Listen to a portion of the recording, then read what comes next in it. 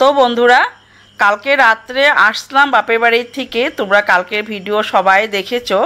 তো কালকে রাত্রে এসে খাওয়া দাওয়া করে ঘুমিয়েছি প্রায় 12টা সাড়ে 12টা। আর কালকে সারা রাত এত বৃষ্টি দিয়েছে মানে বলার মতন না।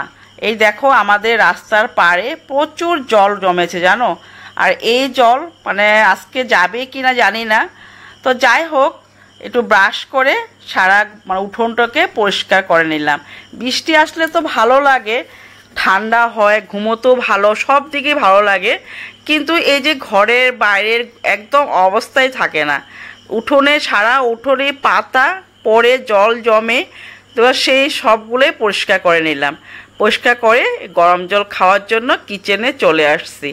আর আমার ইলেকট্রিকের কেটলিটা ছিল, তো সেটা না আমি উঠিয়ে রেখেছি, কারণ এত গরম, তো এত গরমে গরম জল খাওয়া যায় না। তো কালকে বৃষ্টি দেওয়াতে আজকে না ওয়েদারটা খুব সুন্দর জানো বন্ধুরা, ঠান্ডা ওয়েদার। আর একটু গরম জলটা খাওয়া যাচ্ছে, তো সেই জন্য একটু গরম জল খেয়ে নিলাম। আর আমার রোজের মতন আমার প্রিয় খাওয়া ভুজিয়া, তার সাথে চা। তো আজকে লাল চাই খেয়েছি, আজকে দুধ ছিল না। আচ্ছা যাই হোক বন্ধুরা, কালকের ভিডিওতে তোমাদের এত ভালোবাসা পেয়েছি, আমি ভাবতেও পারিনি তোমরা যে আমার ভিডিওতে এত ভালোবাসা দিবে।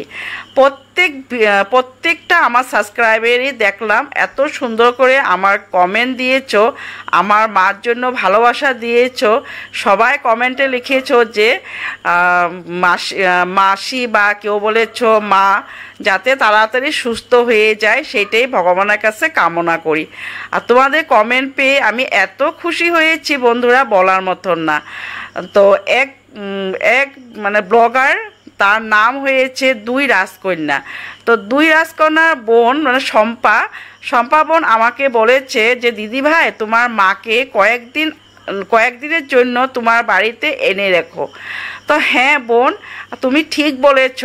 সেটা কিন্তু আমি অনেকবার মাকে বলেছি যে চলো মা তুমি আমার সাথে কয়েকদিন গিয়ে থাকবে, কিন্তু মা যে আসতে চায় না, ওই ছেলেকে ছেড়ে। ছেলে একা বাড়িতে থাকবে, খাওয়া দাওয়া করতে অসুবিধা হবে। আর বৌদিও বাপের বাড়িতে গিয়েছে সামার ভ্যাকেশনের জন্য, সেই জন্য যে আসতে বললাম, এত জোরাজুরি করলাম, তাও যে মা আসতে চাইলো না। বলতে বারে বারে বললো যে না, আমার মানে দাদার কথা বলল, ও একা থাকবে, ও খাওয়া দাওয়া কিভাবে করবে, কিভাবে রান্না করবে, আমি যাব না। তো সেই ছেলে ছেলেই হয়, মেয়ে মেয়ে হয়, তাই না বন্ধুরা? দেখবা মারা কিন্তু বেশি ছেলেগুলোর প্রতি বেশি আবদারটা থাকে, তাই না? তো যাই হোক, আমি মন খারাপ করে চলে আসছি বাড়িতে। তো এই যে রোজের মতনই কিচেনে চলে আসলাম, আর এক গামলা বাসন ছিল সেগুলা মেজে নিয়েছি।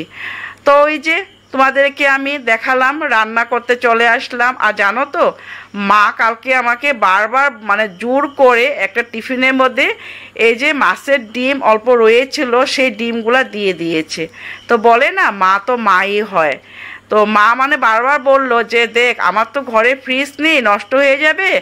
আরও বারবার বলেছে মাছ নিয়ে যা। আমি না মা, মাছ তোমার জন্য রান্না করে রেখে দিয়েছি, তুমি রাত্রেবেলা খেয়ে নিবে। আর এই যে মাছের ডিম দিয়ে দিয়েছে শিবমের জন্য, বলো শিবমকে রান্না করে দিবি। তো তাই আমি মাছের ডিমটাকে ছোটো ছোটো পিস করে, আর এদিকে দেখো আলু দিয়ে রান্না করে নিলাম। আরও কারেন্ট নেই, তো সেই জন্য এই গ্যাসের জায়গাটা যে একটু অন্ধকার অন্ধকার লাগতেছে বন্ধুরা। তো তাই তোমরা একটু মানিয়ে নিও, বুঝে নিও। তো সেটাই তো। এদিকে তারপর আবারও ঘরের থেকে যে নিয়ে আসছিলাম আমি, আমাদের বাপের বাড়িতে দুইটা না বড় বড় পেঁপে গাছ উঠেছে। তো পেঁপে গাছের থেকে আমি পেঁপে নিয়ে আসছি। তো পেঁপেগুলো না ভীষণ স্বাদ আসলো জানো, একদম মানে গাছের পেঁপে, তো তরকারিটা এত স্বাদ হয়েছে বলার মতন না। তারপরে চালতা তো অবশ্যই তোমার দাদা ভাই নিয়ে আসছিলো হাটের থেকে। তো চালতাটা এইভাবেই রোজের মতনই বানিয়ে নিলাম। আর তোমাদেরকে বললাম না, চালতা কিন্তু খুব ভালো, শরীরের জন্য অনেক ক্যালসিয়াম পাওয়া যায়। তো সেই জন্য কিন্তু চালতাটা আমরা এখন প্রচুর খাচ্ছি। তো আমার দাদা ফার্মাসিতে বিক্রি করে মানে ওআরএসের প্যাকেট। তো বললো তুই নিয়ে যা, এত গরমে রান্নাবাড়ি করস, কাজ করস, তো একটু খেয়ে নিস। তার শিবমকেও দিয়ে দিস, বা আমার হাজব্যান্ডের কথা বললো ওকেও দিয়ে দিস। তো এদিকে আমি দেখো ওআরএসের প্যাকেটটা থেকে বের করে আমি একটু খেয়ে নিলাম।